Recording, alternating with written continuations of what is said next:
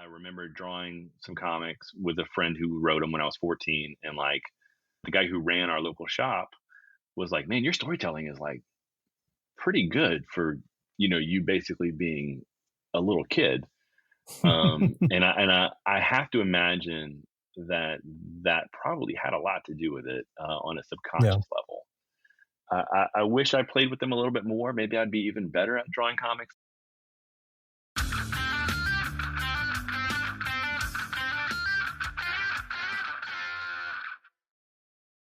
Hey, welcome.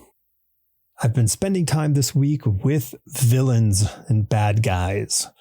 Uh, Not my personal life. I've left those days behind. But in the book, as I've mentioned before, writing a whole bunch of new settings and new characters. And this week, I've spent a lot of it with the villains of my series, which has been great because I'm able to pull back so much that I've been keeping behind for the reader. And now I'm giving the reader a heads up as to what's going on from different point of views throughout this epic, letting the characters be behind for a change, which is fun to do. Earlier in the week, I was writing with the core villains, or at least who we think are the villains in the story, who at least have done the villainous acts, and getting to see them in a personal manner. And, I framed my sort of chief villain in a way that I'm really going to challenge the readers not to fall in love with this character, giving him all of the sort of the rights for his actions. So I don't know. It's going to be kind of a great ride for the readers. So it's been not super fast progress because I'm making all this new stuff up and having to make sure that it still fits within what I want to do. But boy, man, they've been going in directions I wasn't anticipating, and super, super exciting. So I really can't wait for this stuff to come out. I mean, this, books take a long time. If you end up being one of my beta readers, you'll get an earlier sneak at it. So that'll be a good thing. So there's my encouragement. So somehow sidle up to me in the interworld or however it is. And maybe you too can become a beta reader for Ghost Wing. This week's guest is Gavin Guidry. He's been drawing comics for 7 years. And, as he put it, he's an overnight sensation.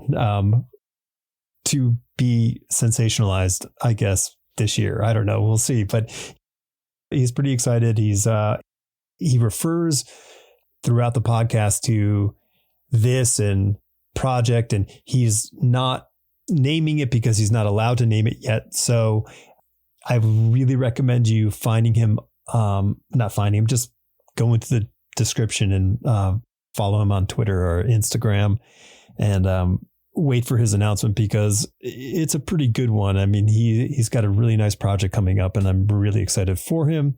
But yeah, this year his first works for Marvel and DC are coming out, which is such a great benchmark if your goal is to be drawing for the big two. And I couldn't be happier for him. It's a wonderful, wonderful time for him, and it's a great feeling. I know so well. Yeah, and then tomorrow, the 19th, his first published work on the stands from Marvel, Extreme Venomverse #5. So check it out. This is me and Gavin Guidry. And I just got back from a walk. It is 92 degrees outside, but the heat index is 102 because the humidity is like 65%.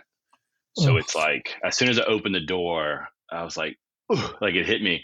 And I was like, I don't know. But I had like not a mental health crisis, but I had like a really bad anxiety breakdown for the first time ever last summer. And part of what I did to help mentally was to start going for walks, and it helped me lose a bunch of weight too. So I'm trying to be better about it. The last few weeks I've kind of fallen off. So I'm like, no, I need to just like get in and go. And part of why I fell off initially was that it was just like, we had that, I don't know if you saw it, but maybe 2 weeks ago, Texas and Louisiana were like, don't go outside for long. Just don't do it. You're gonna like Right. it's bad. So that was my initial reason for not going, and then it just turned into like 5 days with the warning. I didn't Hmm. go. But then day 6, 7, and 8, I just didn't really go, and so I've only gone like once or twice here or there the last week or so. So I'm trying to like no, just go, just Yeah. go. It's first off, I think, you know,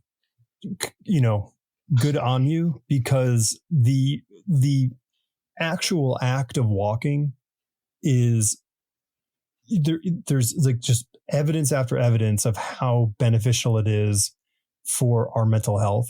There's Hmm. this action in what's called, brachiation, our style Hmm. of mobility. And that there's just this connection to, I think it's just us being human. Like, we are creatures of mobility, and to activate that, I think it just allows our mind to process things, not in a Yeah. conscious fashion, but in a subconscious fashion. Yeah, I find even, it was last summer that I was doing it, so it was hot, but even just like getting sweaty, Mm-hmm. it wasn't like fun per se, but there was joy in it of like, okay, well, I did something to get sweaty. I felt good about Yeah. that. And then like taking in the neighborhood, even though I'm walking like the same 3 or 4 different paths through the streets, is nice. And putting on a podcast and just or actually I was just listening to one of your episodes, or put on music and just kind of Mm-hmm. going, popping the kids in we have a radio flyer wagon that has like a stroller handle too, instead of just a pull handle, so you can Yeah. push. So loading their butts up in the wagon and going, it's been great. um it's been great. And I mean, like, I was at my heaviest, I got up to, I'm over 6 foot, so I'm not, I'm tall, but at my heaviest I got up to 270. Oh, wow. Okay. And I mean, like, I got married 10 years ago at like 180. So it had just been like 10 years of just Mm-hmm. slowly gaining. And I was super skinny all my childhood and adolescence. And then last summer I was 250, and then I've gotten down to 215. I'm probably around 220 right now, but it's just like all of it was really being smarter about eating and just walking. Like, I haven't Yeah. even tried that hard. It's just that much of a difference in comparison to sitting at the table. At the time I was doing 2 books, so I was literally like 9 to 9, give or take, like Mm-hmm. almost like 7 days a week, most weeks. So it was just really not a good balance at all. I mean, I No. needed to be doing it on one hand, and it was a worthwhile thing to try to keep up, but I hit a snafu with the aftershock uh, of it Yeah. all, combined with my work schedule, and it freaking threw a whole wrench in my system. Like, I'm still dealing with some stuff that's like I have acid reflux now, and I mean, obviously I'm a little bit older too, but like I Mm. literally went from never having it to, because of the anxiety that I had for over a week, I barely ate, Yeah. and my stomach was like, this isn't great. And ever since then it's just been like trying to get it, as close to Mm-hmm. where it was beforehand, while hopefully not gaining weight again on the way It's back. so tough. It's so tough. It's so tough maintaining this magical balance that we all know where we want to feel. Like, it's Yeah. this, and it's not like we need to look and feel like Brad Pitt. It's this. We just, like, I go through these bouts of like nearly a week, and I'll feel full all the time, Hmm. even when I sit down to have breakfast or any of the meal of the week. And it is so uncomfortable to eat because I feel Yeah. full. And what I feel is overfull, I'm so tense and Yeah. uncomfortable. And I don't really have an idea how to like isolate it. Like, what is the cause of it? Because I'm not overeating. We eat really, we cook all our meals from scratch. Like, it's a very sort of healthy approach to things, but I I can't figure it out. But it drives me nuts and it makes me crazy. Yeah. Yeah, I got to a point. So I'm a big eater. I love it. It's Yeah, just the best. Um, it is. and I think, and part of why I gained weight was just that, my whole life my metabolism was so fast, um, that I could just eat for the enjoyment of it and never have a problem. And then that translated to, once my metabolism slowed down, just not being good about portions. Mm-hmm. But I got to a point once I did start to lose weight and I kind of dialed back a bit. Whenever I will kind of push it now, I feel like garbage. So it's gotten like a good warning light in my body of like, no, man, this is just not fun. Like I just don't like that, like, ugh, like I don't want to move feeling. Yep. I don't like that at all. So it's made it a lot easier on me, hopefully now, to not be like a part of the clean plate club or whatever. But I grew up in a food culture. Yeah. In the South in general is bad about it, but like Louisiana, I mean, Might be the worst. I've lived within 40 minutes of New Orleans almost my entire life. Yeah. So it's just, and I've got Sicilian heritage and I'm super Cajun, family wise. So the type of food we had at home was always, really rich and just, Mm-hmm. I still love it, but Sure. man, it definitely, I think, led to some unhealthy habits. Yeah. And you add that together with like the slight workaholism that I think every single comic creator has at a base level is a little bit of a workaholic at the least. And it's just, and I think a lot of people now are starting to learn too with other jobs who work from home is if you don't have like a 9 to 5 schedule, especially if you don't leave your house, it's those lines are so blurred that it's Mm-hmm. almost impossible to really ever take time like off. Yep. You're off all the time. And there's so many times where I'm like, no, I'm not going to work today. And then like 2 hours will pass by and we'll just be hanging on the couch, not doing anything. And it's like, well, I could be drawing. Yeah. Yeah. I could be being productive right now. Dude, man, that reminds me so much of when I first felt that sensation was in college. Mm-hmm. So I remember like being out with friends, girlfriends, like being out and going, I probably like, I should probably be back in my dorm room drawing.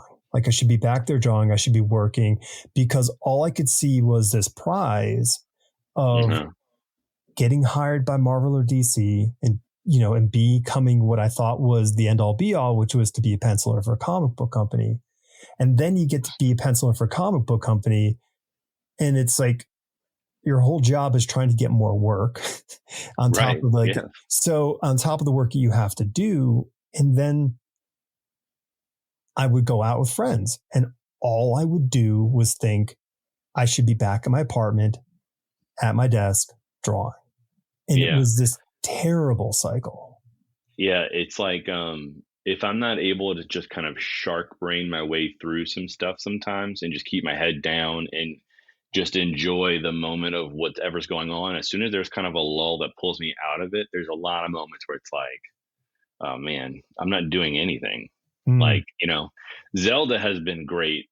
Tears of the Kingdom has been great because it's been like a nice regular escape every day for the last 2.5 weeks or so, 3 weeks, where my wife and I we got 2 copies, so that she could be playing and I'll hear her while I'm back here. Like I'll be so like I'll have a lull in whatever I'm watching, so I get a little quiet, and then I'll hear like, hey, and I'm like, oh man, I want to play.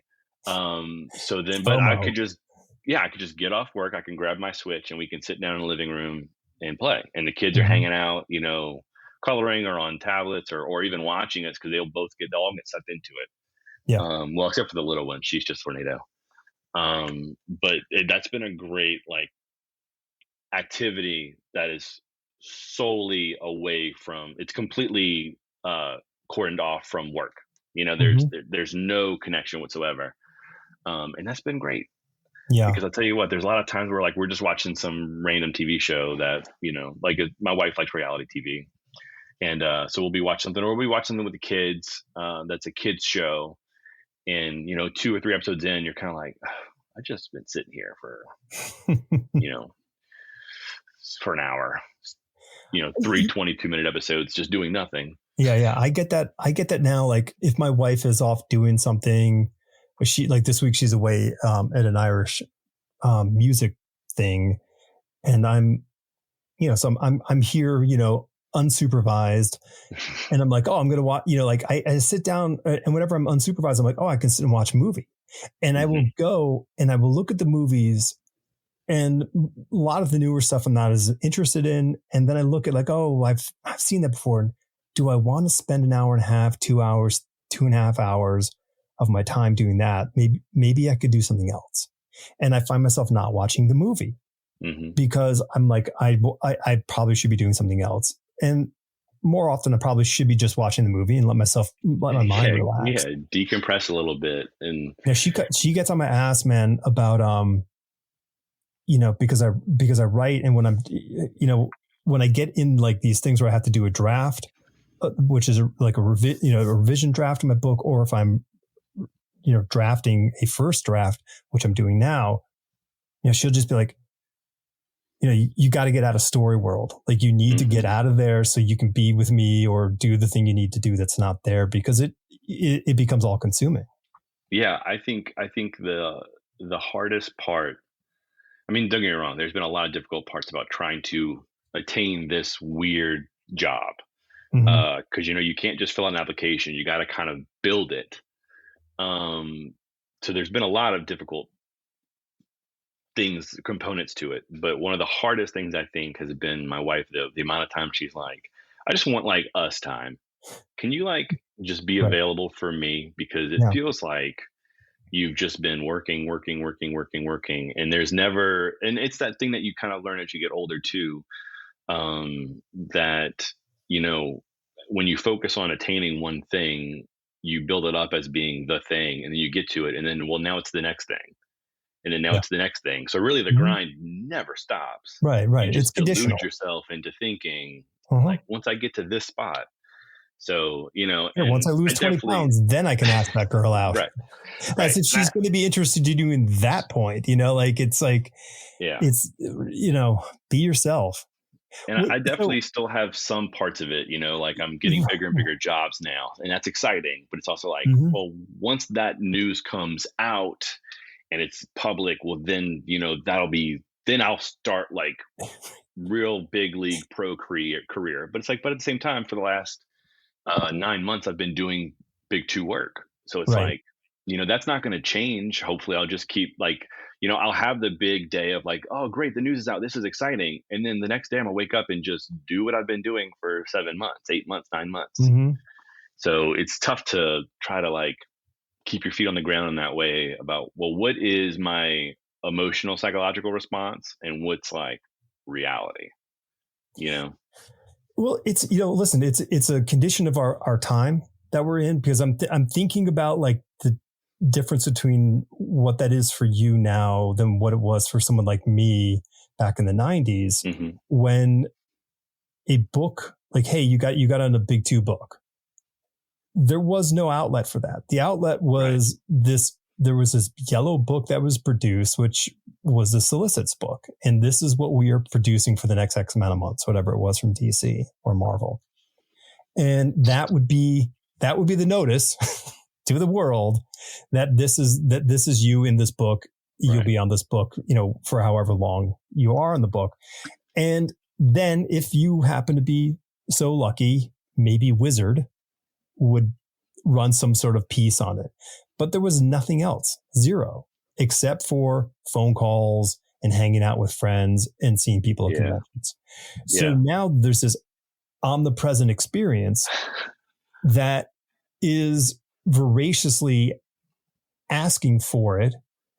And we as humans feel compelled to sort of service this in some fashion because, listen, there's a benefit to it. We feel good about it. We throw that thing out there and then we're like, people are like, oh my God, that's awesome. And you're like, I feel validated, and like, it's a terrible cycle. So, so it's not like, it's not a failing in us, it's an environmental condition that we have to kind of figure out how to navigate to kind of keep, as you said, keep your head on straight. Yeah, it's just it's such an odd, and obviously comics aren't the only career like this. It's just it's something so different from being in a creative gig versus being any of the number of service jobs I've ever had, where it really is like, the things about like focusing on your goals. Because I had to try to tell my family all the time when they like, oh, well, you could just come down on Saturday and hang out. And it's like, well, yeah, I mean, I'm my own boss. So theoretically, yeah, because I make my own schedule, but I don't get paid unless I finish. Right. Like my other jobs, I could just clock in, do some time, and no matter what, I would get paid. Like I have to finish things. Mm-hmm. And so I try to get them to understand that, like, yeah, I can take Saturday off, but Saturday then gets pushed to another day, and that work needs to move somewhere else.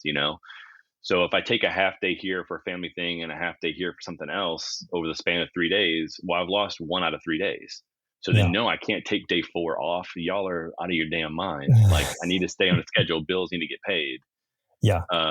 And it's odd, the things, and like social media in particular, but the things that like slowly change like the makeup of your brain, Yep. or how you process stuff. And like I know for a fact that I was definitely not like what I would consider a workaholic at AT&T or in any of the restaurants I've worked in. Sure. I wanted to do a good job, but I was never like, I was really good about compartmentalizing. So it's like once I'm out of there, Yeah. I'm in my real life, quote unquote. But man, this Well, gig you're at is just a home. different beast. You're at Yeah. home. And Yeah. like, so, I was at home for my, entirety of my, comic book career. And then when I started working in the design industry, I would go to work. When I was teaching, I would go to work. I would come home.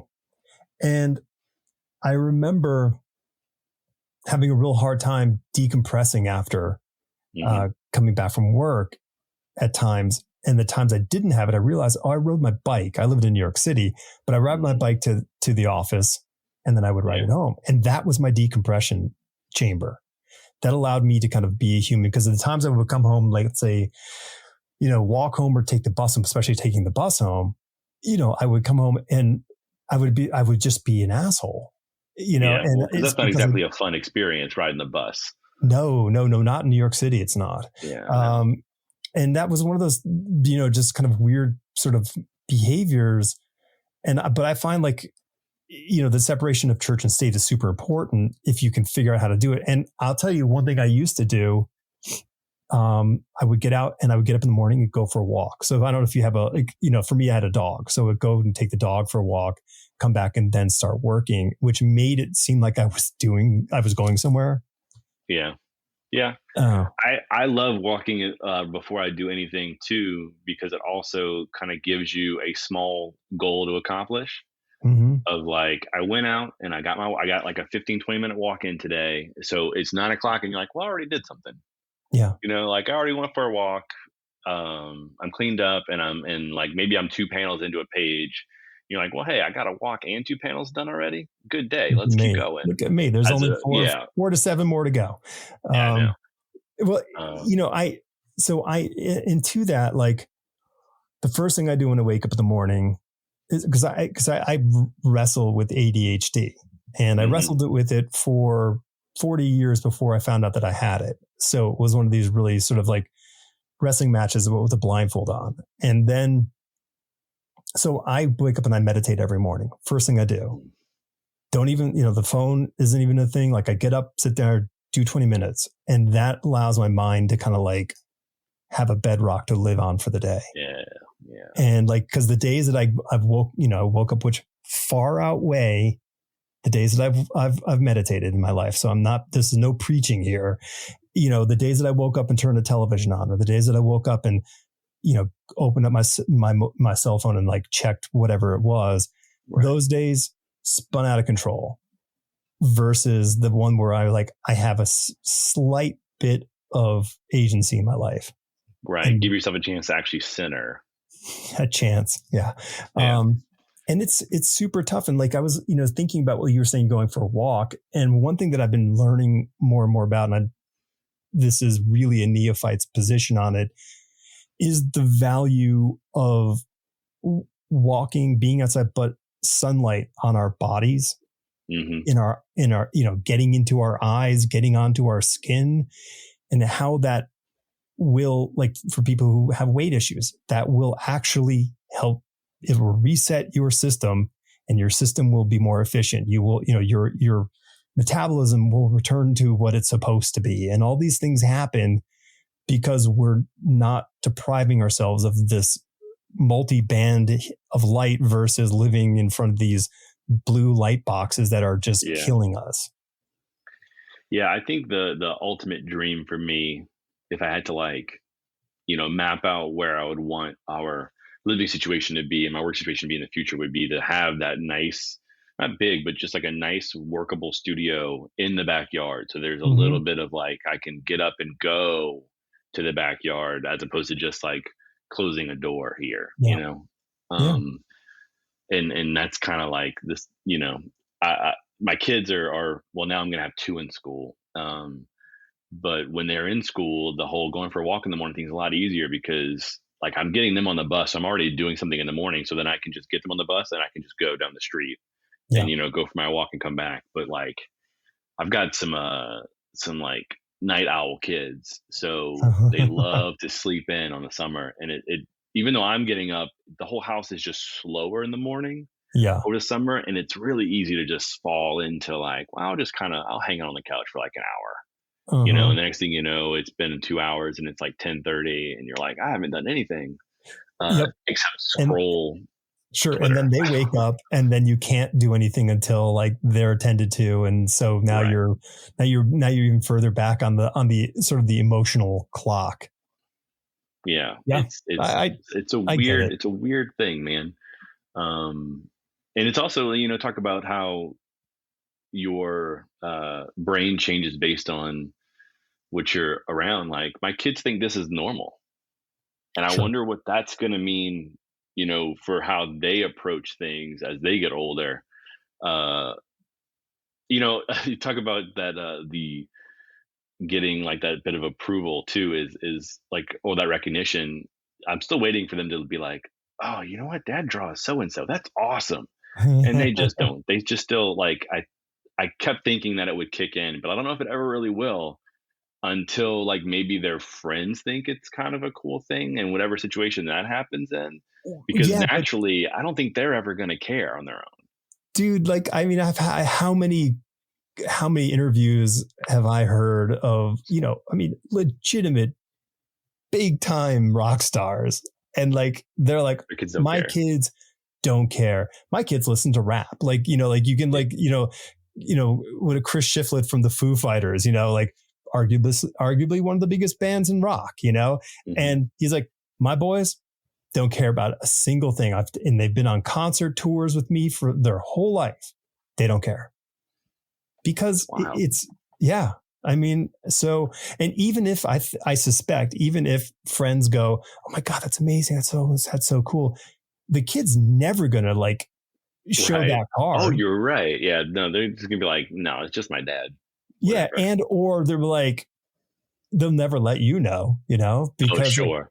I mean, listen, my dad was an engineer for a major helicopter company, like he designed helicopters and knew all this stuff and did all this really cool things. And I'm like, that's amazing, but like, I probably never, ever told him like how cool that was.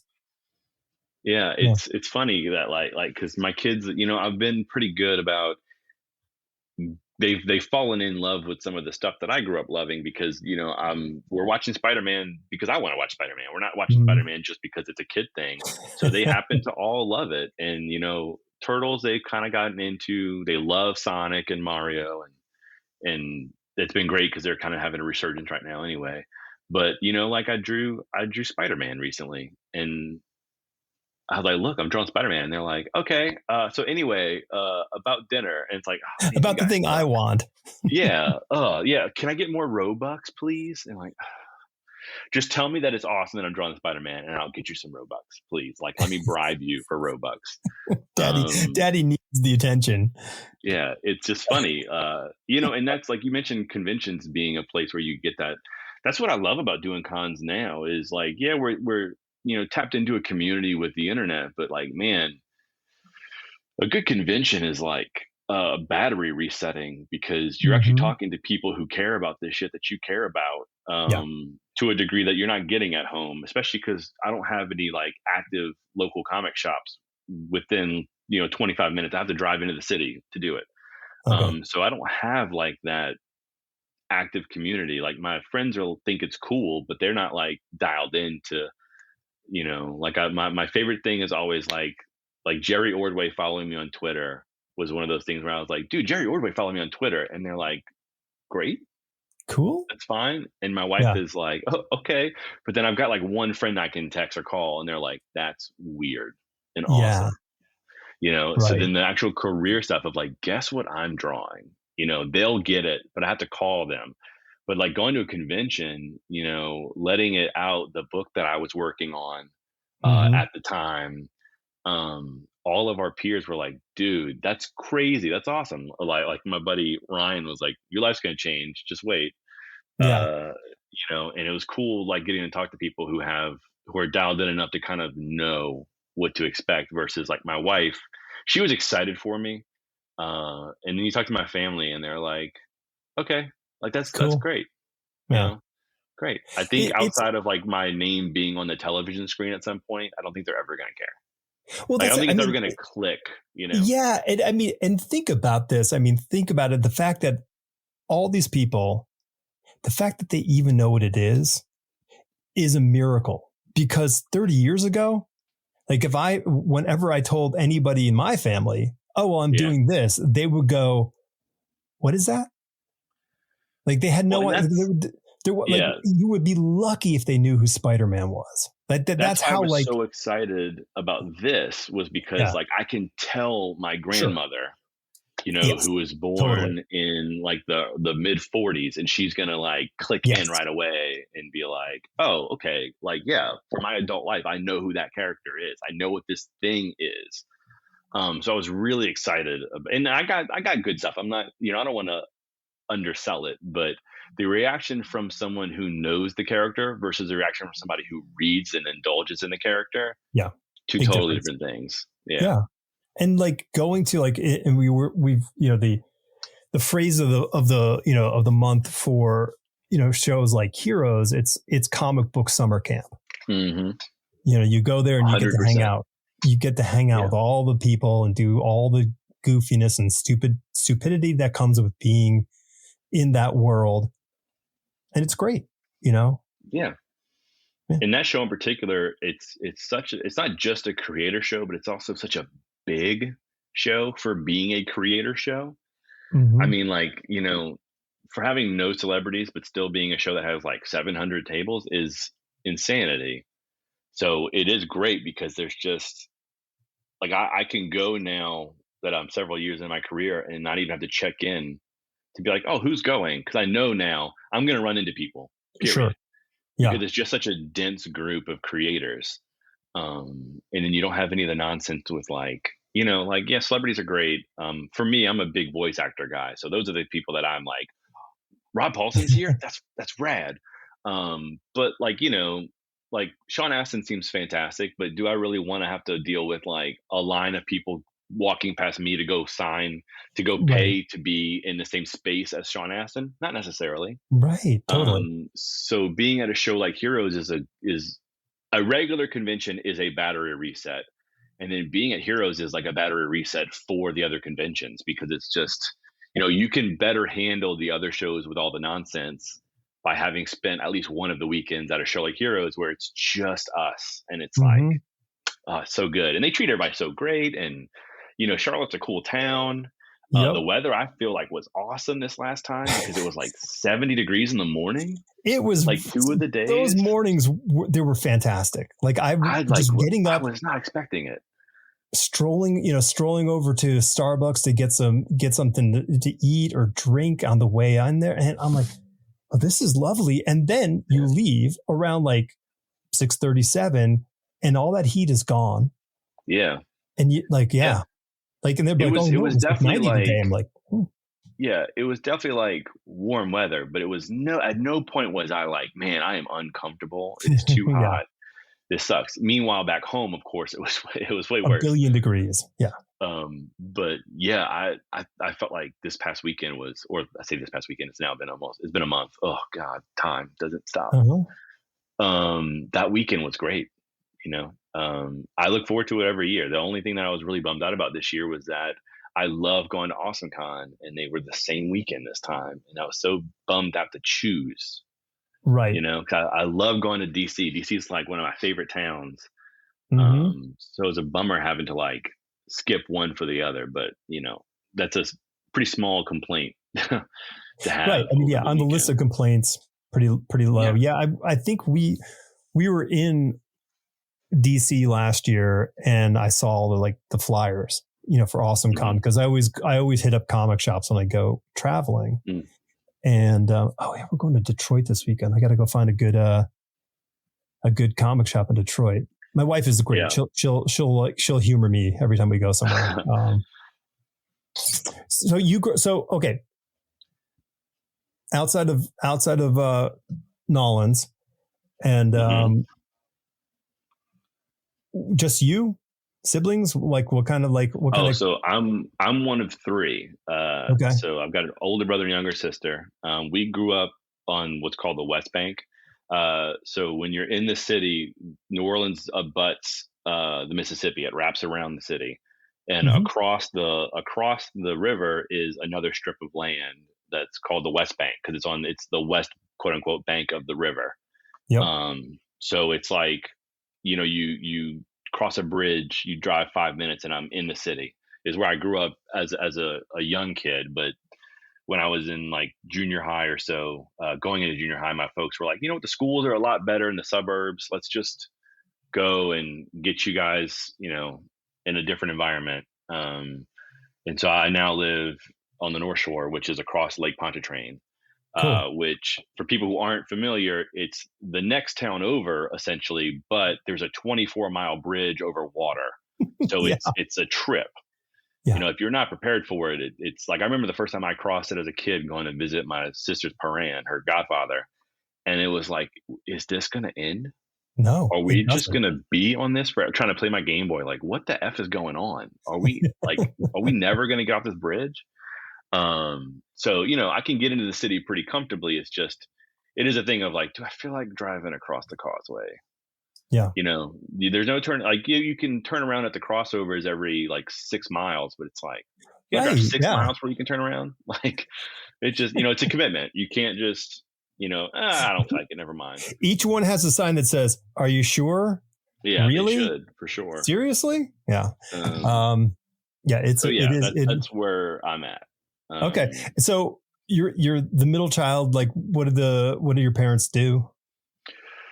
So my mom's had like a jillion jobs. She's worked at gyms, in membership and fitness. She's worked with builders, like as a project manager. She's worked for insurance companies. She's been all over the place. My dad, my entire life, has been an auto mechanic. Okay. For various for dealerships, he's worked for Cox Cable, but he's retired now. And my mom currently works at Ochsner Hospital, which is a big hospital in the area. But they live out now around Lafayette, which, actually, you mentioned comic shops. I'm going to be out there this weekend or next week, I think, when my Marvel thing hits shelves. So it's like, I should scope out some shops to hit up.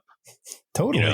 Grab a few copies so that I have them to sell, but also that I can maybe talk to them and sign and get some FaceTime with other shops, because I don't really have any here, in the burbs. I have to drive 20 minutes. And then I'm going to be in Oklahoma City at the end of the month, and I should do the same thing, like try to stop in and, FaceTime with some shops that I don't really know anything about. I think it's super important. On top of my comic book shop obsession, I go to bookstores when we travel, because it's just, because when the things come out, you want to have that network to email them or ring them up and say, hey, I had a great time talking with you when I was in the shop last year, got this thing coming out. And they'll bend over backwards to really be supportive, because it's their business. Yeah. Well, and it's a fun thing. Like, if something's new on shelves, to like pop in and just be like, hey, I drew this. Do you mind if I sign these? And, Totally. Then if anyone just happens to come in and buys it, they're like, oh, wait, when did that happen? Right. And it's just a cool thing, because they just go in expecting to find the book, and maybe they find one with a signature on it. And that's just a neat thing. So I'm hoping, I think there's probably unless 3 they're or 4. slabbers, and they're going to be pissed off. Well, they can be pissed off then in that Yeah. case. um, but yeah, I think there's probably 3 or 4 shops in the Lafayette area that I need to like figure out exactly where they are and hit them up while I'm at my folks' place. Um, but yeah, I've been here every year of my life except for the one year I lived in Memphis for college, and that was literally it. Wow. The furthest I've lived outside the city has been about 45 minutes, Okay. and it's just I kind of a mean, thing. Especially now that I have kids, it's like why like my in-laws live a few streets over, and our support system, as much as there is one, is here. So it's kind of like why take them away, and then right. now that I've got a 9-year-old who's been at school for so long, it's kind of like why would I want to pull her away from what she knows? And then on top of that, the beauty about the comic book industry is that it's a global market. So, I can make my DC rate stretch a lot further right outside New Orleans than I can if Mm-hmm. I was in, DC or New York or LA or San Francisco or Portland. Like Mm-hmm. the Portland market has gone so crazy over the last 10 years, and like it's kind of one of those things where like would I love to live in I would love to live in Washington DC now that I've been so many times, and I've got friends out there, and it's just such a cool walkable town. And there's so much to do, and the food's great, but it's just so much easier and cheaper to just stay here Oh, for sure. For sure. and make Yeah. it And work. yeah, I mean, when I remember being young, I'm like, I'm going to like get on like a real good book and move up to New Hampshire, cause there's no income tax up there. I'll be, I'll save Mhm. money and and I won't be living in New York City. Like it'll be the perfect dream. Yeah, And then my parents promptly moved up there. And then I said, well, you've ruined my dream. I ruined can't it. live Yeah, why there. would you do that to me? Yeah. Yeah. It's not fair. Ugh. Um, so how did it so were your family, like your parents, like encouraging of the artwork thing, or were they like, who is this weird kid? I mean, there's a little bit of who's this weird kid. I was the weird kid in a lot of ways. But from my earliest memories when I was about 4, drawing has always been my thing. My mom drew when she was young and stopped when she was a teenager. So I think they were kind of like she was like the training wheels for the family to Mm-hmm. have someone who drew. And it's just kind of always it wasn't put upon me per se, but it's just always been like, oh, well, that's your thing, Right. And I would just, I mean, man, I got in trouble drawing in school constantly, like not doing my homework. I would just draw, draw, draw, draw, draw. I flirted with playing guitar for a while, and I was good at it. But there was definitely a point as I got older and my free time dwindled, where it's like, choose which road. Like, which thing are you both more passionate about, but also pragmatically, like, what am I more likely to have a future in? Like, I was good at guitar, but I was good at guitar in like my town area. Yeah. That I could have fun playing bars, but I wasn't ever going to make like a career out of it. And now I suck. Um, but I'd been drawing literally my whole life, and I've Yeah. been wanting to do comics in particular since I was like 6. So like my folks aren't like they used to call my action figures my monsters. They didn't really watch. They would like let me watch stuff, but they were never like invested in what I was into. Sure. But they got me like one of those mystery grab bags of like comic bundles Mm-hmm. when I was 6, and it was like all Marvel stuff, but it was like a random X-Men comic, a random holofoil, which was cool, Iron Man comic, and it was Spider-Man 393, or no, it was 380. Wow, I never forget this. I just see I'm getting older now, and my brain is getting worse. But it was the third part of a 3-part story called Life Theft. It was and I was like hooked on Spider-Man, Yeah.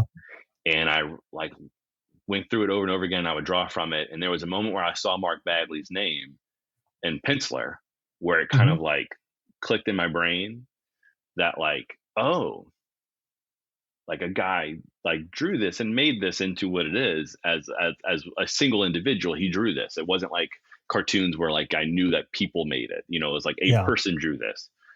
And it's just like I want to do that. Or like cartoons would have been a great fallback, but like animation and comics were always what I wanted to do. Mm-hmm.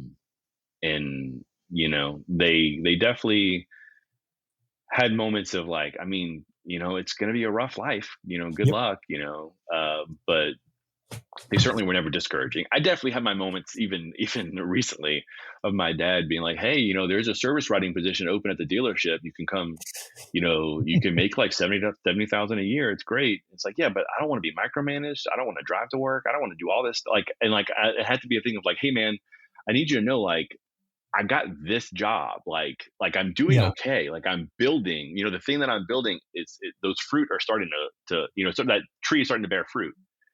So it's like, is a service writing position more stable? Certainly. But like, is it Sure. better? No. So it's like, why would I? So they have Well, those moments of it's like, hey different. man, yeah, this But stable but the thing thing is is, around. it's all love. It's love and caring. Yeah. I mean, Yeah, for like sure. with your children, I am sure you are going to always want them to choose the safest path possible, even though you didn't.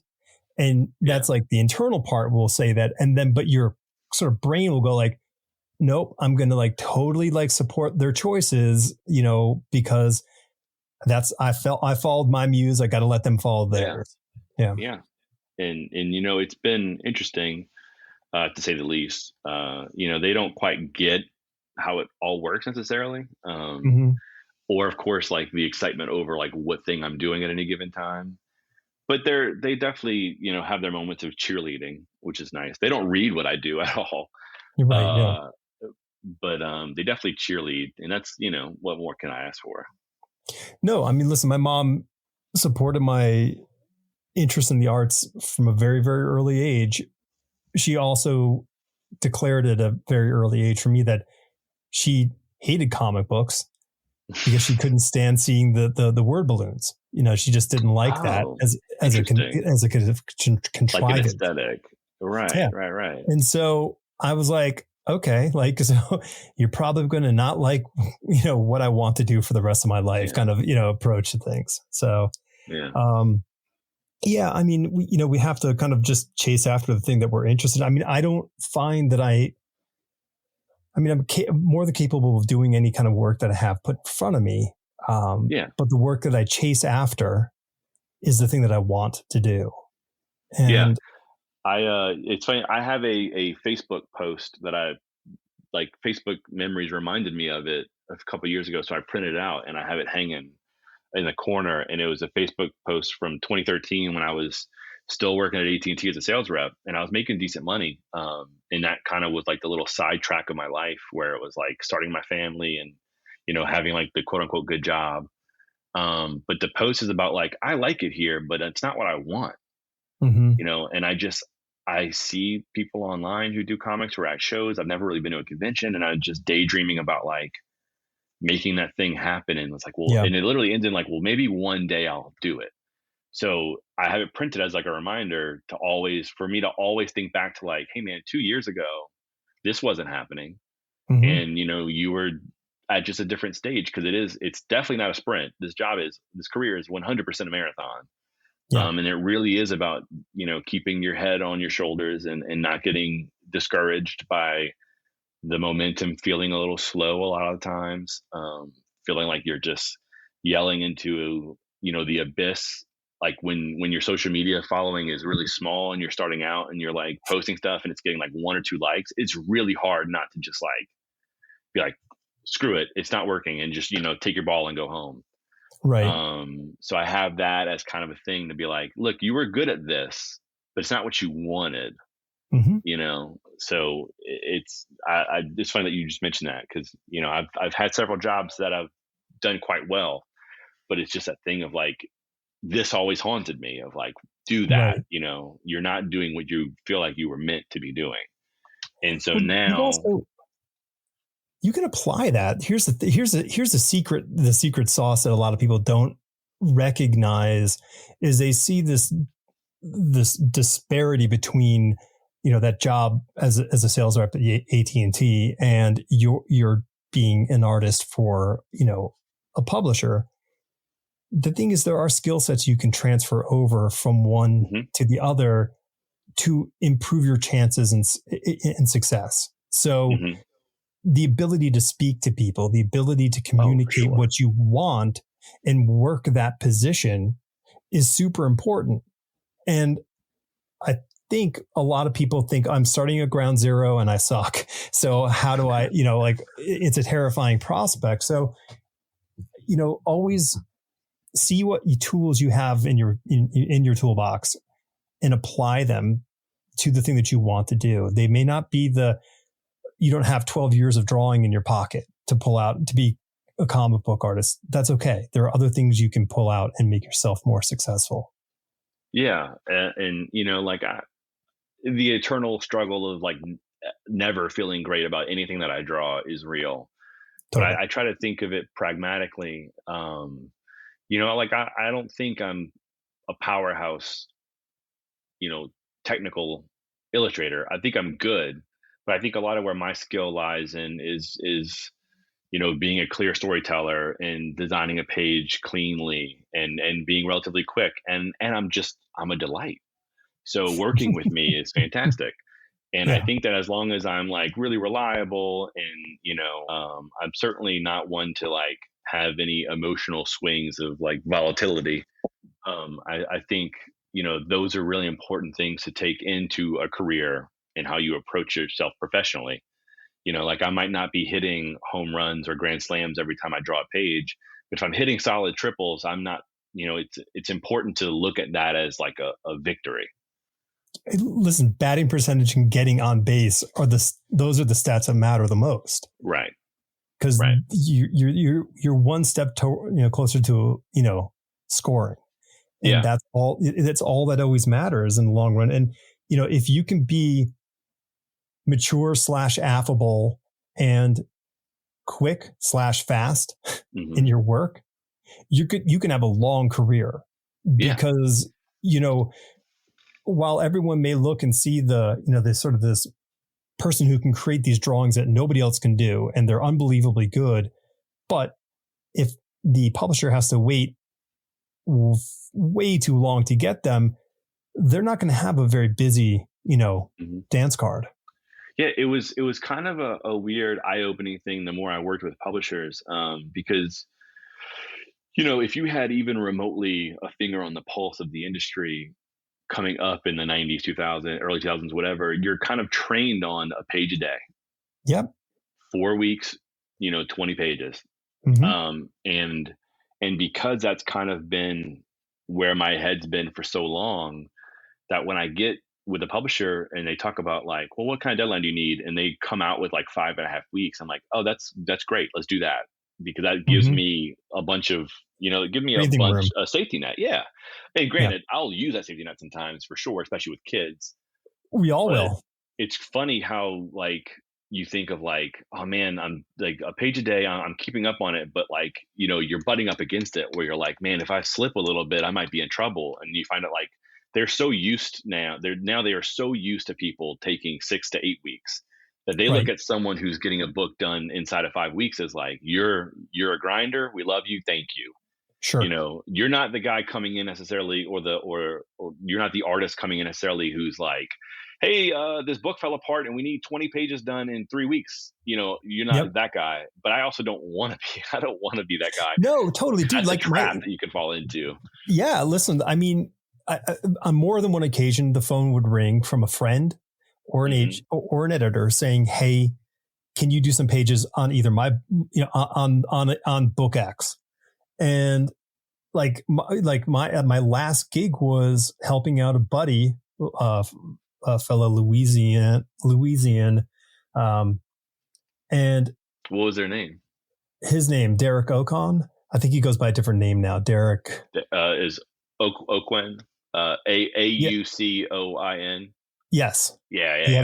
He goes by a different last name now. Yeah, that's a super common name down here. Yeah, sure. Yeah. And and he whatever happened was happening, and he was late on the book that he was working on. And so phone call came in, can you do 6 pages or whatever it was? Yeah, sure. And you bang out these 6 pages and you send them in, and that's it. Never to be seen again or talked to again. Like it was just one of those sort of like, take care of the problem. But, you bring up a really interesting subject, which I talk about a lot. And it really dawned on me in speaking with a lot of independent creators on this podcast over the years, that mental block, that mental thing of page a day, that was drum, boom, boom, boom. And I really lived by that. But the rub was, no one said a page a day and try to keep it under 6 hours to do the page. Right. What they just said was a page a day. And my stupid brain was like, that's like what? 18 of 24 hours? Got this down. Thankfully, I never had that issue. I was always pretty good about, I mean, don't get me wrong. There will definitely be days where I'm spending 10 hours drawing and it's like, dude, take a breather. But for the most part, I was still keeping things, you'd have the occasional page that would be 6 hours, the occasional page that would be 9, but I was pretty good about like staying within like a flexible range. But then I have friends who they're not capable. Like even with several years, I have a friend who's spent several years in the industry and has gone out and still draws all the time. But like their mode is to just craft and craft and craft and craft and craft and craft and craft. And incredible artwork, but it's like it's never going to be workable because this is a production job. It's never going to be workable in the industry because no one's going to be able to wait for you to draw an issue in 7 months. Yep, it's just not. Well, that was the Art Adams dilemma. Like everyone loved Arthur's artwork, but like he couldn't do a monthly book, and there were various attempts of his sort of kind of re-engaging with a publisher to do a monthly book. And it never really kind of came to fruition. And it was really unfortunate because as fans of his work, you go, oh, if only, because covers are great, but they're not enough. They're never enough. Yeah. Like, could you imagine a world where we had, 12 issues of a Art Adams book? Right. And so that ties into something that you said there about, like when the publisher says, is 5 weeks good for you or whatever the number they give you. That wasn't part of the discussion, decades ago. It was you do a page a day, you get the book turned in every month. And the really interesting aspect of that, and someone was talking to me about this recently, that like how they feel sad that there are no like long ongoing runs of their favorite artists on books because the company is, listen, it's an investment, it's in a business, and their job is to put a comic book out on the shelf every month on time. And the best way to ensure that is to throw as many bodies at it as possible. Right. So if they say, hey, we're giving you 5 weeks to do the book or 6 weeks to do the book, and we'll give you a 4-issue run, 5-issue run, whatever the number is, and then you're off. And so because they're overlapping people to try to keep that schedule on time for them, not for you. So we don't get to have that three-year run of the same penciler on the book, that, which, with that writer and the penciler are making this, this duo thing, the world is kind of cool for a comic book reader. Cause it's like, all right, cool. Wait a minute. They recast the character in the television show. Like, wait a minute, I don't like it anymore. I mean, I miss it, like I'm 35. So one of like the seminal comics for me as a teenager was Ultimate Spider-Man. Okay. And, say what you will about Mark's art now. But like he drew, and honestly, he was doing like almost an issue and a half a month. They were shipping like crazy, like 14 issues a year. But I mean, they broke Kirby and Lee's run for the continuous superhero comics because they ended up doing like 112 issues. Yeah. And like, that's insane. Would I want to do 112 issues of a book? Probably not. Right. But like that, and then even Eminem, who's one of my heroes, stepping in and he then did like 40 issues. Like I would love to be given a chance to do 12 to 20 issues of something. Sure. A 2-year run would be ridiculously cool. Yeah. And so I get that. I definitely miss that too. Especially with some of my favorites, but it seems like now you have to be a relatively big name. Like you have to be a big name, and it has to be kind of built into the expectation of the book of like, okay, we're going to bring you in and we're going to do 12 issues. And then whatever happens after that, they'll figure out. But you're a part of that plan to do those 12 issues. So then all of a sudden you Mhm. get like, Black Widow by Somni in Wade, or that run on Daredevil was 3 artists for the most part over the course of 30 issues, 40 issues. Mhm.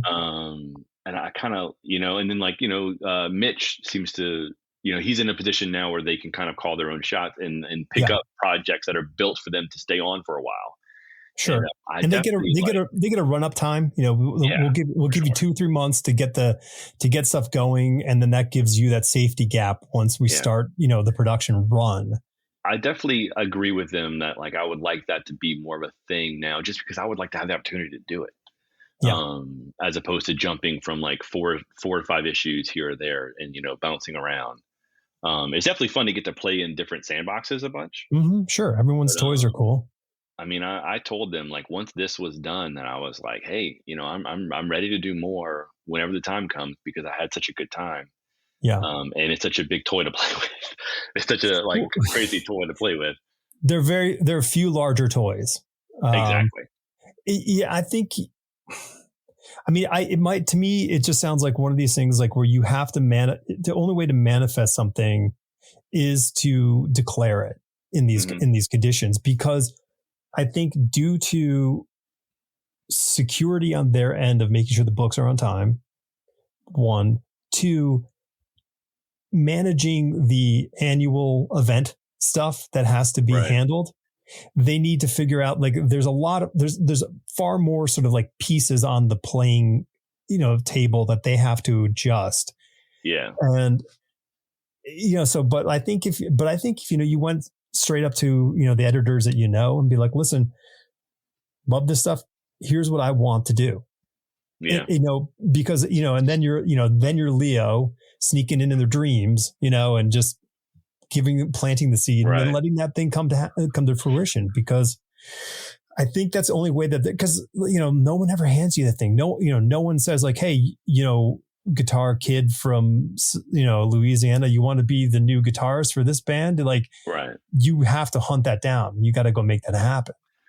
Well, and that's the funny thing about this job, and trying to like, saying earlier that you can't just apply for it. Like my brother, I love him, but he's a pain in the ass. He paints cars, and he had this thing of like, no one in this family knows hustle like I do. And my wife was like, excuse me, because she's had to see me literally drum up every single gig that I've gotten and like manifest jobs. Whereas he just kind of goes to work, cars show up, he paints them. Right. And it's like, it's such a different thing of like, you have to manifest. Like they're not, I mean, I say that this came to me with a random email that like really my whole day was weird. Like I'd done like a thing that I felt like was a karma thing. I didn't do it for the karma, but like I went out of my way to help a friend in a situation that just like took me out for a whole day. And I was like, well, you know what? I can feel good about that. I did something good. Like I'll get back to work afterwards. It's fine. And then my Pelicans wanted, they had a playoff game that day that they got by winning one like a few days before. And then I had a jersey coming in the mail that was supposed to be here on like a Saturday, but it got here on like a Thursday that day. And I was like, hey, my jersey came in earlier. This day can't get any better. And then 2 hours later, I got an email from DC, and I was like, oh, what? And it was just like, hey, I was wondering if you were interested in doing something with us. And it was like, yeah. And I told my wife, I was like, I'm fully expecting some scrub book with C-list characters to be like training wheels for you as a baby artist. And then when the follow-up email came back and it had the name in it, I was like, I was pacing the driveway because I'm a pacer. And I opened the door and I was like, it's blank. And she was like, what? And like, it was this moment, and like I teared up because it was just like this crazy thing of like, holy crap, I can't believe they're asking me to do this. And they came to me because it wasn't like I didn't go to them. But I did know that like that editor had followed me on Twitter because they saw the sketch cards that I was doing at the time that were kind of blowing up. And it was a thing of like, yeah, that job came to me, but I also can trace how it happened, because if it wasn't for me pumping out these sketch cards like crazy, I would have never been on the radar. For sure. Totally.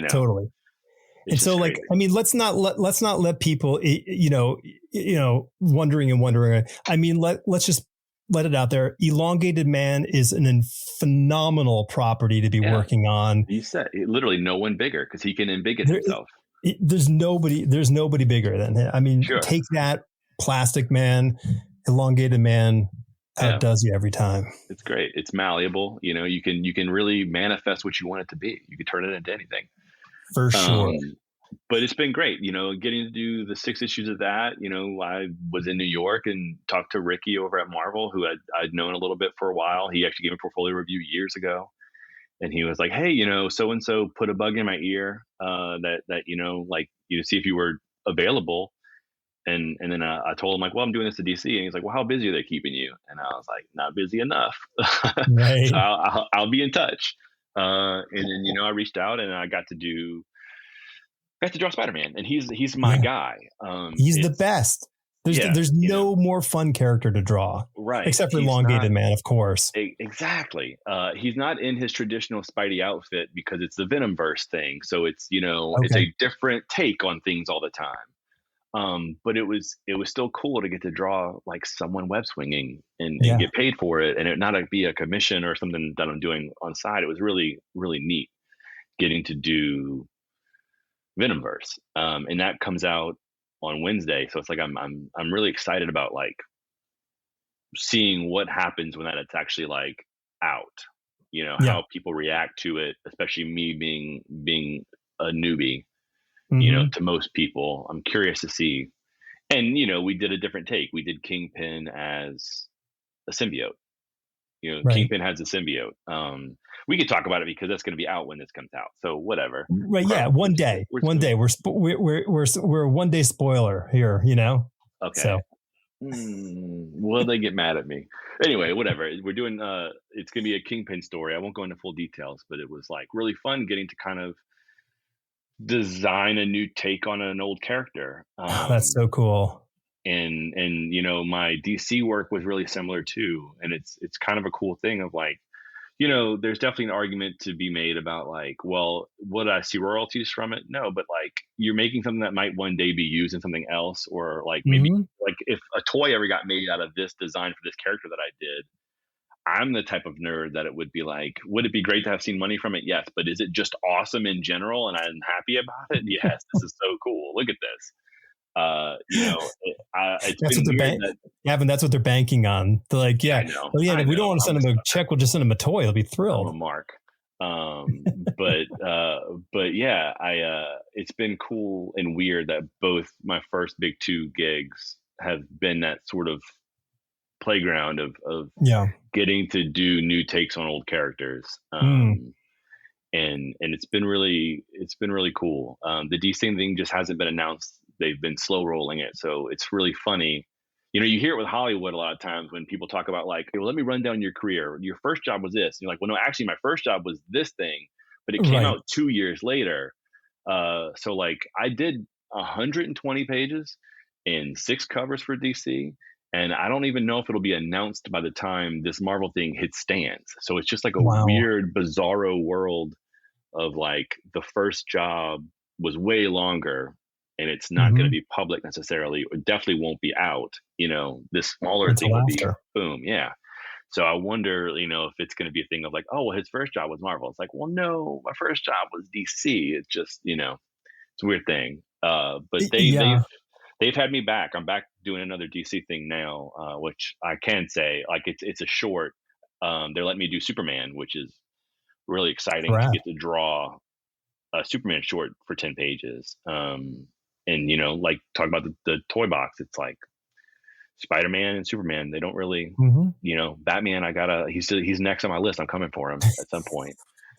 Uh, Everyone's gunning for that guy, but he's oh hard yeah, to I catch. know. I mean, man, he's, Super hard to catch. he's the one, but I it hits every generation, but for me, like the first cartoon that I really remember like sucking me in and have it being like, I'm not just watching a cartoon enjoying it. I want to see this all the time. The two Mm-hmm. ones were Turtles and that Batman the '92 animated series, Yeah. BTAS. So like, Batman's been like a whole part of my life. And I mean, like, obviously, they also had the 1990 Turtles movie, which I Mhm. burned holes with that VHS. It was great. It was so good. Yeah. And I still watch it like annually. And the 89 Batman movie, which arguably was less kid friendly. Um, but I mean, like, I had so many of those Keaton Batman toys, and we had the Mhm. Wayne Manor that would open into the museum, and it had the little glass window that he would bust in on and drop in. And we had like a toothbrush, and it was just Batman, everywhere. And then of course in the 90s we had the Spider-Man cartoon and comics, and he's just always been my guy. It just happened to turn out that he would then turn into being the most popular Marvel character, because the time that I was falling in love with Spider-Man, he wasn't. It was Wolverine and the X-Men were the Yeah. biggest thing on the block. Yep. You Yeah. were not competing with the X-Men in the 90s. You just weren't. No, So, no. Nobody was competing with the X-Men since the late 70s. Like it right. was, they just had this reign supreme. Um, I mean, I'm not sure what turned the table, so to speak, for Spidey. It Well, I mean, happened. think about that time in like the early 2000s where, the joke was like, well, what else is Wolverine doing? Because he's in like seven Sure. books every month. Like he's, Yep. everywhere. And yeah, you know what? I feel like it probably had so much to do with the Spider-Man movies, I would have to Yeah. imagine. I Be- mean, well, I mean, like primed with the cartoons. Like if you think there was like a decade of the cartoons, then ostensibly visually, the Spider-Man movies were way more exciting than the X-Men movies. yeah. So Yeah. I think that you were, if you were young, it was probably a lot easier to buy in and go, oh Yeah. wow, colorful costume, colorful villains, like this is fun and funny, and Yeah.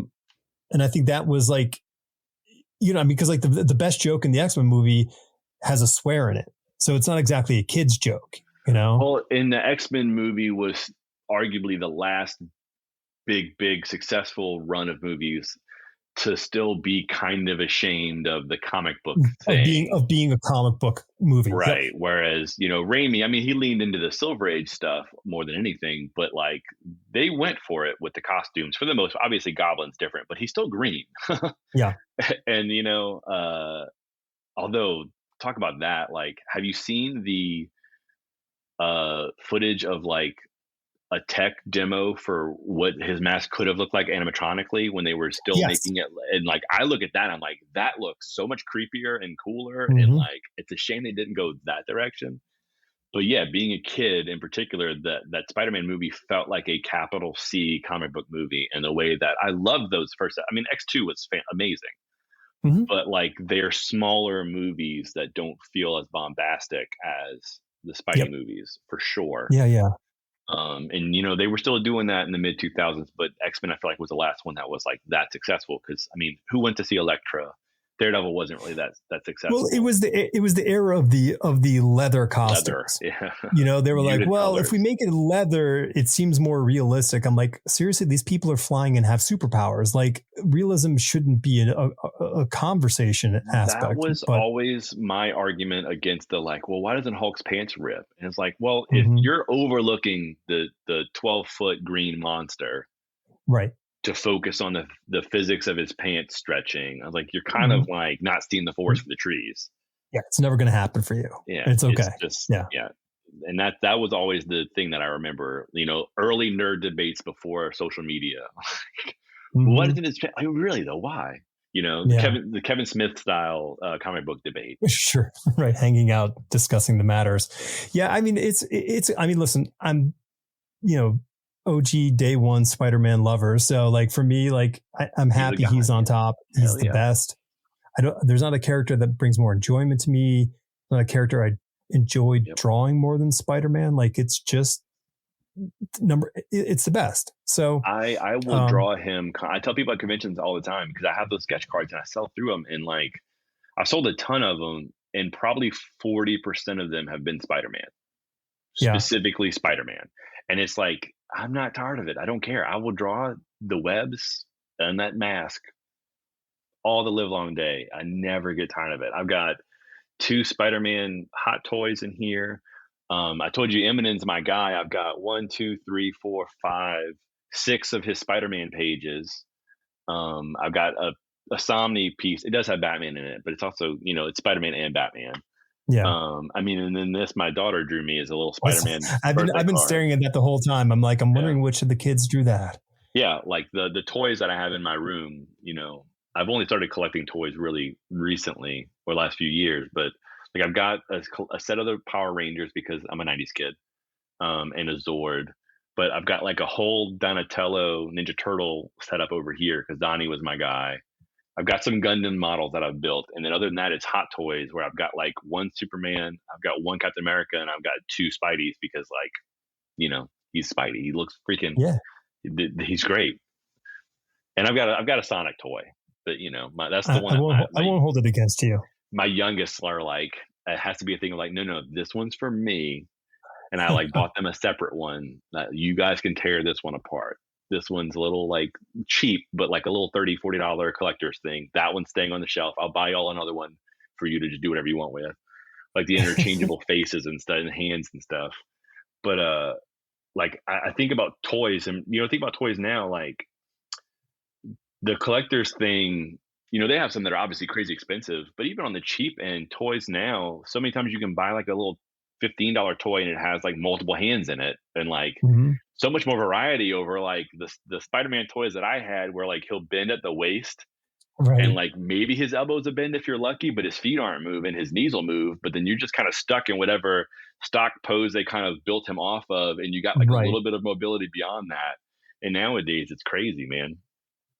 Yeah, it's funny. So the toys that I grew up on were these incredibly articulated toys, the Mego 8-inch action figures and Micronauts. And these things, every single bit of their bodies was positionable. So, but I mean, I got to believe that they were so, like, their profit margin per piece was so low because there was like 32 pieces to assemble this one little 3.5-inch tall figure. You know, like I can't, like, it was too expensive. And I get it. I get, meanwhile, they're probably looking at the Star Wars toys, which are just like the arms, move and the legs move, and that's it. They're like, we should make that. And then henceforth, everything was like that. Well, and like, so like G.I. Joe, right? G.I. Joe for the longest time were these giant figures, but then the G.I. Joes I grew up with were these little plastic ones that were two pieces with a rubber band inside holding them together. And they were super movable because, with the rubber band, they could flex really good, and then like their knees and stuff would bend. So I mean, that was my experience, and I wouldn't even get like the main G.I. Joe people. It would be like Space Commandos, some like random shit that they were like, it's still G.I. Joe, buy it, and but you could get them for like, I don't know, $7 and have 3 figures. So I had a ton of those all the time, but like I still remember having like Power Rangers toys where like their hands were like locked in that semi-open cup position, and they would almost like be robot. That's how you'd have to move them.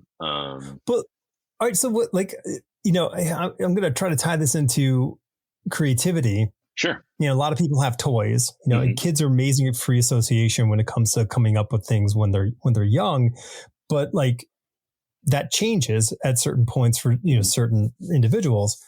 But like people who sort of pursue creativity in the arts as their livelihood, I think there's an interesting connection that they have with things like toys. And it's not so much I collect, like, cause you're like, I didn't really collect toys as a kid. You played with your toys. Oh, yeah. And like, same for me. Like, to me, these were opportunities to tell more stories. Yeah. And when I had my Spider-Man toys were always in like, they were always inside several adventures any given time. So, my play style was very much me in my room.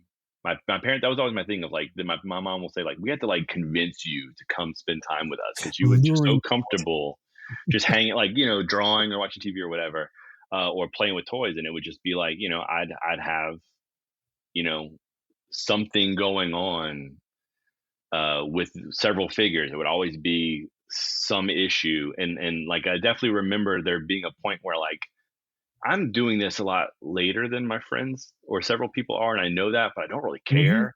And then Yep. a point where like once I stopped, it seems like it's impossible to go back to it, and it just like it's Yeah. a bummer. And then I watch my kids, and I'm like, man, I hope they just stay with this as long as possible because like once it's gone, it's gone. And It does evaporate. I remember, so there's these things called AFX cars, and they're small HO scale race cars that had an electrified track, and you have a controller, so yes, like slot cars, okay, but really small for your house. yeah. And I played with those as a kid, and I was hanging out with my buddy in high school, junior, senior year.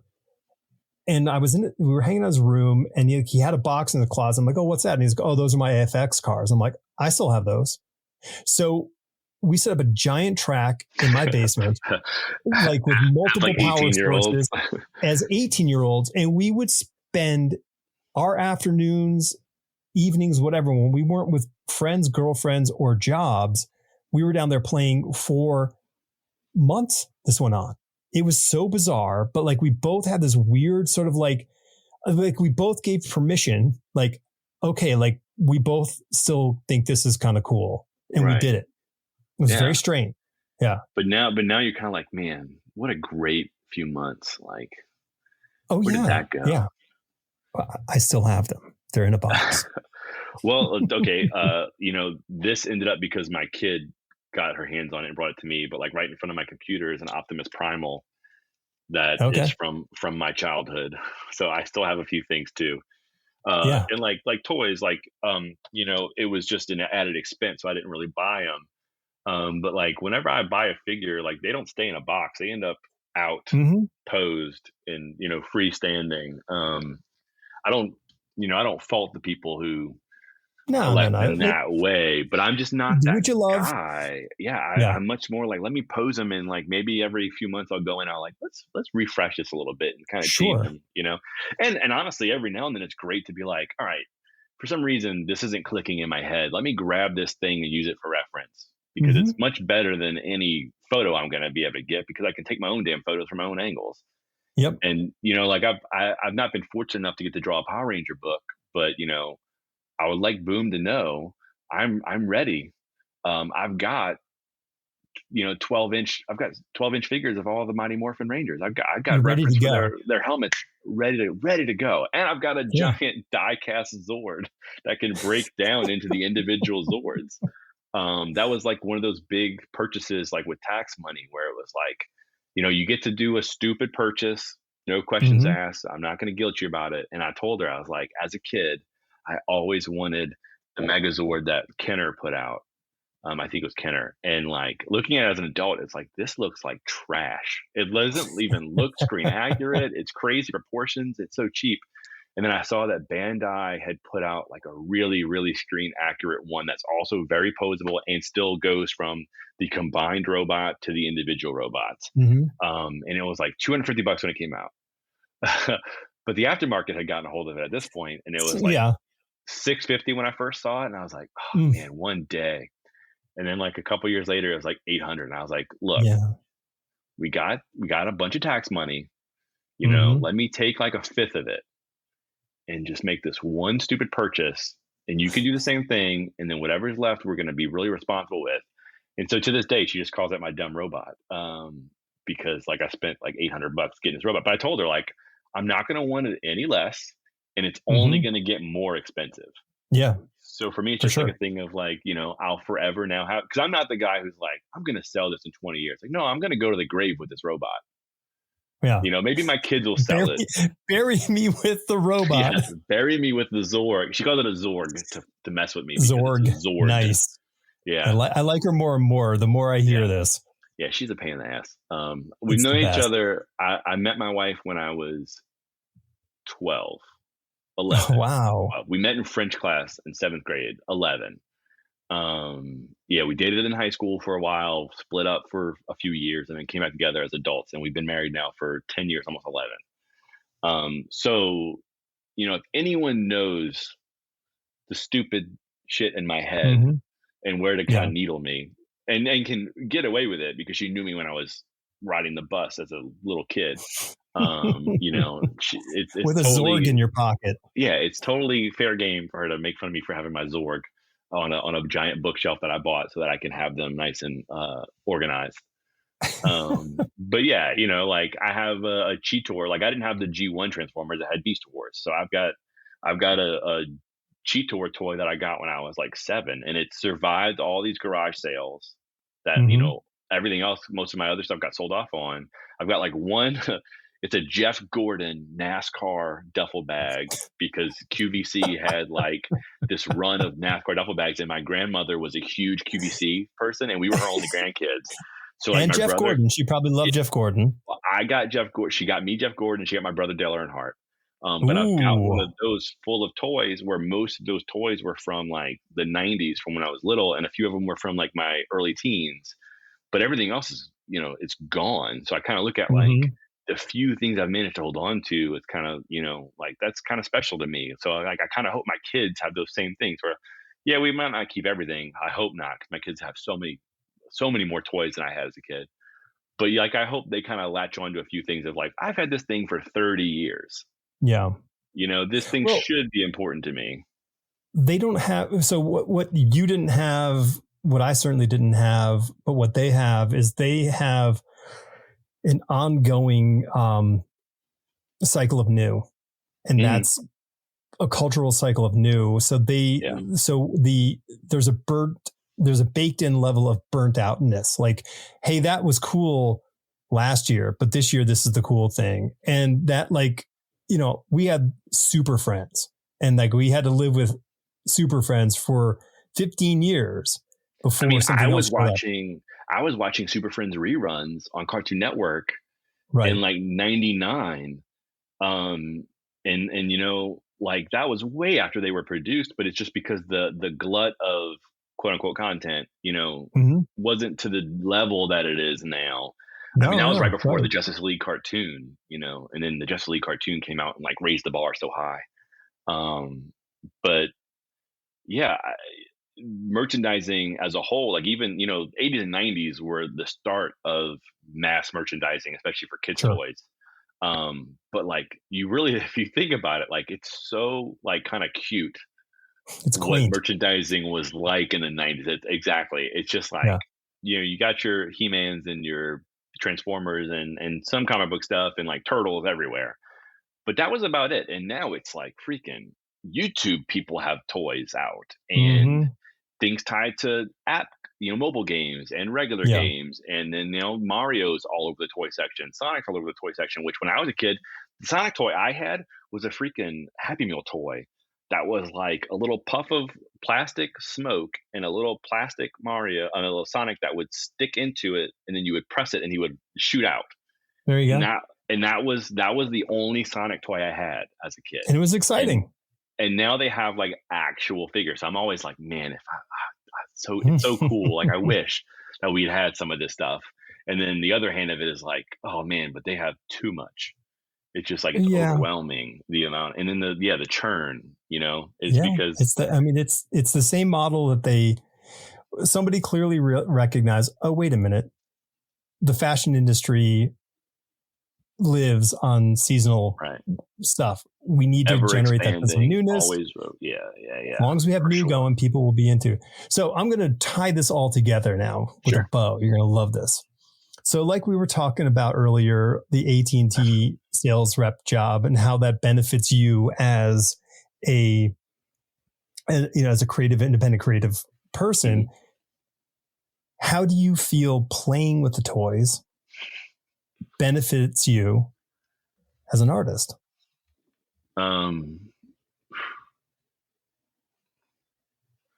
In like a macro sense, like you said earlier, it was as much as drawing, it was creative output at any given time. Mm-hmm. Storytelling. And I was also the kid that when I would play with a toy, it wouldn't just be me sitting static. Sometimes I would get to a better angle, right, sure. Nice. Because as I was playing, I was seeing these things in my head. And I think that probably really subconsciously shaped, my natural inclination for storytelling in a visual sense, because that was the thing that like before I'd even knew, the industry term of like, oh, your storytelling skills are here, how we break down an artist's skills Right. by term. I remember drawing some comics with a friend who wrote them when I was 14. And like, he's a good friend of mine now, but the guy who ran our local shop was like, man, your storytelling is like pretty good for, you basically being a little kid. And I have to imagine that probably had a lot to do with it on a subconscious level. And I wish I played with them a little bit more. Maybe I'd be even better at drawing comics now if I could just like grab one of my 7 Donatellos off that shelf and sat down with the kids. But yeah, I feel like it probably had a lot to do with just being creative and being visual, and having Spidey strike them cool poses. It all worked its way back into this Venomverse thing. That's for sure. Yeah. Okay. And so now I'm gonna reveal the secret magic spell that they gave you, which you can now see what you want to do with it. They also not only gave you this sort of frame of reference with visual storytelling that you were, recreating these images that you would see in cartoons or in comic books, and you could kind of structure these in your own mind and have these little stories. You were writing stories. You weren't sitting down with a pen and writing a story, but you were creating stories. Right. You're creating narratives. And in that process, you were honing a skill that you weren't thinking about. And you may have had this, like, I draw stuff. That's who I am. That's my identity. I draw stuff. But you were also writing stuff, just not in a more formalized fashion. Right. So what I'm giving you right now is you have the storytelling aspect. You can actually write these stories too. So don't be afraid of those, because it's very hard to, I know from personally, of going like, ooh, I draw these things. Like I'm more, because I was, dialogue terrified me. All the drawing's not scary. Writing is scary. Because you can see all your mistakes as you make them, and you can correct them. But when it's in a literal sense, it's very hard, because you're trying to, like, how do I communicate? But it's all there. It's just a matter of doing those sucky drawings that you did as a kid, but you got them out of your system when you were a kid. So no one had expectations. But now that, like, you're an adult, people are like, well, you should know where to put a semicolon, you idiot. Like it's like all that kind of stuff. If you can just kick that out of your system, and you can just take a crack at something. It doesn't have to be huge, just a thing, and you do it. And then there's, then you have that foothold into writing the stories that are sort of in you, that have always been in you. Yeah, I definitely think at some point it would be, I do have an interest maybe in at some point doing something as a sole creator of something. I'm not going to color it because I've done that once, where I went back and colored a book, and it was soul crushing to do 20 pages of art and then go back to page 1 to start another process. And I was like, no, this is terrible. I want someone else to do this. I'm capable, but like, I just want the mental bandwidth of like, let someone else worry about these decisions for, color temperature and all that stuff. But I do think that there would be I would kind of like, especially like being interested in comics in that mid to late 2000s when web comics were so big. I've had my moments of being like, it'd be really cool to have like a web comic that I just did on my own. And for now, the bills have to be paid with the pencil. Hell yeah, they do. But I think once I got to a point where I can kind of make some broader decisions and have more of a safety net, I definitely am open to maybe co-writing with somebody and, building something from the ground up. Work your way toward it. Don't because it's discouraging when we have something in our head and our effort doesn't match it at that initial effort. And it's really easy to, as you said earlier, grab your stuff and go. Versus take like your ball and go home. Yeah. Stick around and grit it out and fight, and like you said, like hustle. You got to hustle. You got to make that. So, I'm not saying make any hasty financial decisions in your life, but what I'm saying is, it doesn't cost you much money, if any, to sit and write out ideas on a notebook or in a computer on those hours, or even on your phone while you're lying on the couch on that Saturday morning while the kids are asleep. You can sit there and just write the ideas down. Yeah. And then you go, okay, at least I've got that thing there. Like I can go back to it. I can figure it out. I can kind of work on it and sculpt it and mess with it. And eventually something might be there. Yeah. There may not be some Southern crime things kicking around that one day we'll see the light of day. Yeah. I mean, it's very hard to encourage a writer to draw a comic book because the skill sets necessary to do that are seemingly impossible.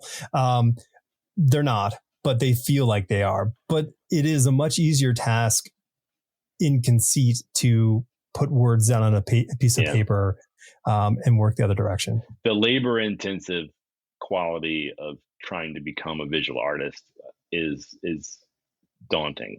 It's incredibly hard. Yeah, it's incredibly hard. Yeah. Well, we did it. Hey man, this has been. I've had a great time. This has been a blast. I absolutely enjoyed our talk. And tomorrow, your book hits the stands.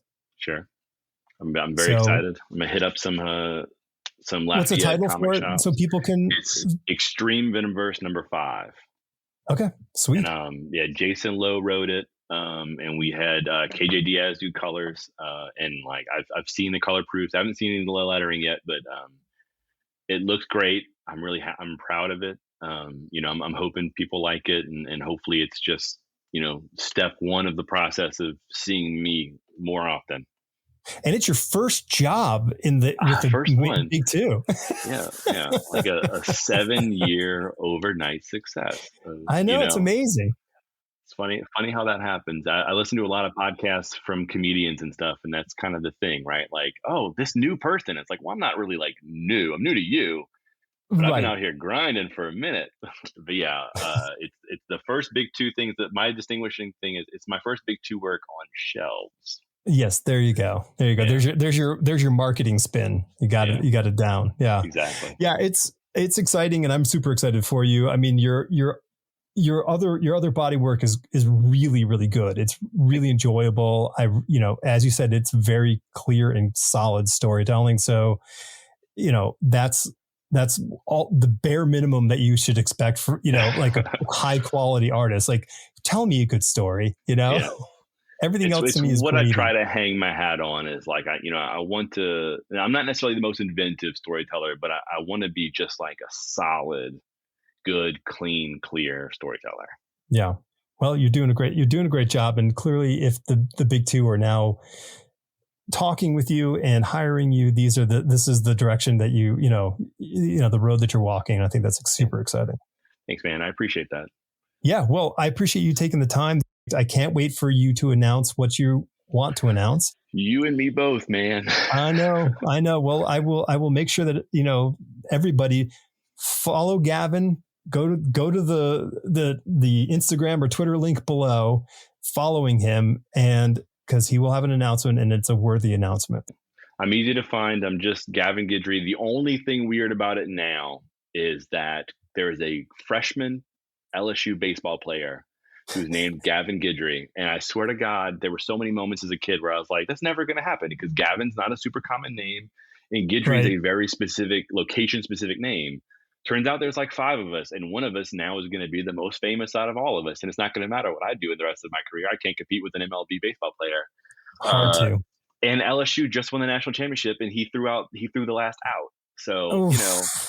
But did he draw elongated, man? I don't think he did. I don't think he did. We're gonna find out. He better not come for my crown. I'm gonna knock him out. There you go. But yeah, so outside of my SEO being blown up by the other Gavin Guidry, I'm definitely, as far as I know, the only Guidry in comics, and the only Gavin Guidry you're going to see for a hot minute. And thankfully, I beat him to the punch. He'll be Gavin Guidry baller. Well, thankfully, I got all of the official Gavin Guidry stuff. Yes. GavinGuidry.com's Lock it all me, down. Twitter, Instagram, it's all me. So, Lock it all down. And if he becomes the biggest pitcher in MLB, then you make all the money when you sell all that stuff over to him and just become Gavin Guidry art. Yeah. How interested would you be in having this domain name? All of them. The domain. I'll give you all of it. 100%. All right, Alex. All right. I really appreciate you, man. Yeah, this is an absolute joy. And until next week.